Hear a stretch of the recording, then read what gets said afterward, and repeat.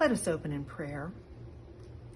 Heavenly Father, we come before you today with grateful hearts for giving us your word, the Bible. Help us to learn how to meditate on your word day and night. Help us to do all that is written in your word. Give us the ability to read, understand, and hide your word in our hearts. In your precious Son, Jesus' name, amen. Paraphrase from Joshua 1:8. The book of the law shall not depart from your mouth, but you shall meditate on it day and night, so that you may be careful to do according to all that is written in it. For then you will make your way prosperous, and then you will have good success. Hi, this is Diane Mara with Faith Art Design Studio.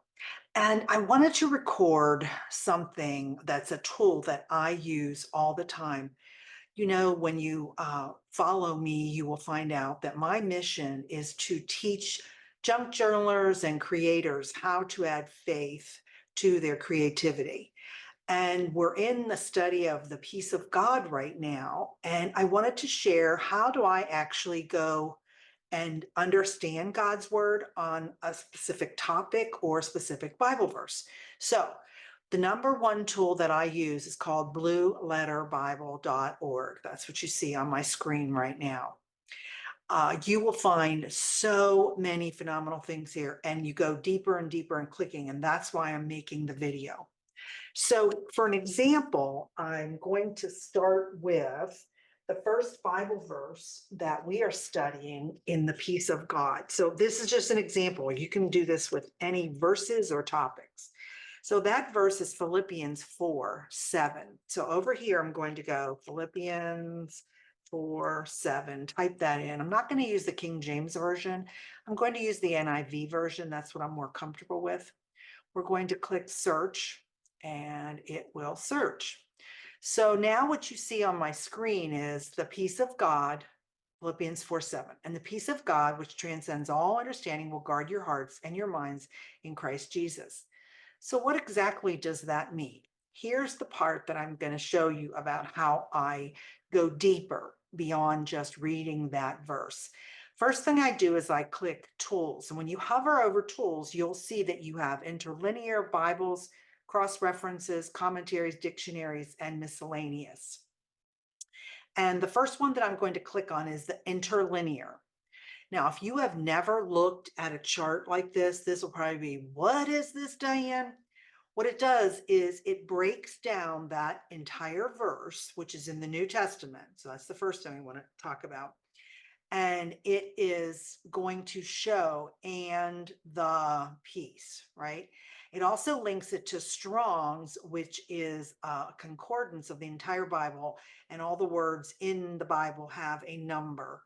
And that's so and is G2532.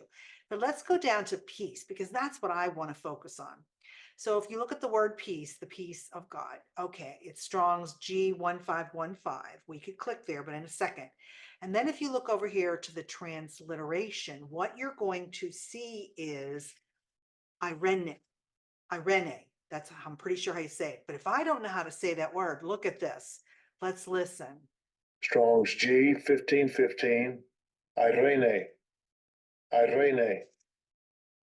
Okay, so now you know how to say that. And what you're going to find is, okay, so now I see a word irene. I actually want to know more about that.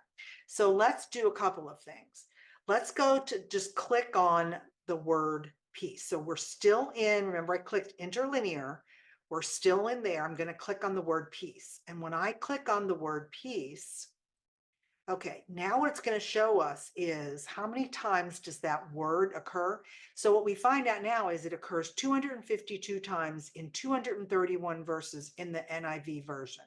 Okay, and so then you could look at all of these. Okay, we could look at all of that. That just, the part that I take out of this is the number of times. Is this an obscure thought? Is this an obscure topic? No, it sure isn't. 252 times, 231 verses. I think that's pretty significant. So let's go backwards for a second then. Okay, so we're still over here. What if you clicked on the Strongs? What do you end up finding out? Now, here's something really cool. So you see arene, and then look, it's the pronunciation irene. I just said it wrong. Irene. It's a feminine noun. Probably doesn't mean a lot to me, but look at this. It kind of gives you, if you go down here, what is the actual dictionary version? What does it mean? A state of national tranquility under that exemption from the rage and havoc of war. So that's kind of looking at a big picture version, right? So now let's look at number 2, peace between individuals. So another word is harmony. Number 3, peace means security, safety, prosperity, felicity, because peace and harmony make and keep things safe and prosperous. Then the 4th part of the biblical usage of the word peace is the Messiah's peace. And then under that, the way that leads to peace, like how do you get peace, which is through salvation. The 5th usage is the peace of Christianity. Okay, what does that mean? The tranquil state of a soul assured of its salvation through Christ. And so fearing nothing from God and content with its earthly lot of whatsoever sort that is.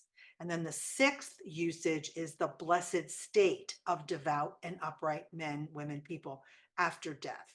Okay, so look at all this that we get. That's a lot of information. And just that, I could stop here and I don't need to go any further. So I wanted to show you the depth of what you can find out. Let's go back on our screen again. So that time we hit Strong's. So if you want to know more about the word actually, right, you're going to click on the Strong's number. And then we clicked on how to say it, which we also saw when we clicked that. Okay. The next part that I usually go to is I click on the commentaries. The person that I love to read and follow is David Gusick. And so he's got a study guide for Philippians 4. So look, if I click on that, and we're going to go down to the actual verse. You can read all of this, but I just want to get to 4. What did I say? 4:7. Yeah, let's go down to 4:7. The promise of peace. So then you read the verse, and the peace of God, which surpasses all understanding, will guard your hearts and mind through Christ Jesus. So look at that. The peace of God. The Bible describes 3 great aspects of peace that relate to God. Peace from God. And Paul continually uses this as if you've read any of his letters in the New Testament, he always says that. He reminds us that our peace comes to us as a gift from God. Boy, I could just stop there, write that, pray about that, and go just have that wash over me. Then there's peace with God. So the particular study that I'm doing right now is the peace of God. So that's the 3rd one. Peace with God is, how do you have peace with God? Is you enter into a relationship with God through Jesus Christ. The peace of God that this is referring to is beyond all mind, that is beyond our power of thinking. So Spurgeon says, what is God's peace? The unruffled serenity of the infinitely happy God and the eternal composure of the absolutely well contented God. So he's telling us God's peace. Boy, I'm a human. I can't just get that. But then he goes on to, it surpasses all understanding, meaning it's senseless and impossible to understand, but that it is beyond our ability to understand and to explain. Therefore, it must be experienced. But this peace doesn't just surpass the understanding of the worldly man, it surpasses all understanding. Even a godly man or woman cannot comprehend this peace. And then he tells us to guard our hearts and minds like a military action, right? Something that the peace of God does for us. It's a peace that is on guard over our heart and mind, which Clark says shall keep them as in a strong place or a strong castle. When people seem to lose their heart or mind, that's just, look at that. And I could stop right there, and I think I will. So I'm glad that you tuned into this little video, and I hope that this gives you a new tool in your arsenal of how to read God's word, understand God's word, apply God's word, and go beyond. you're just reading a quick verse and ending that way. Blessings.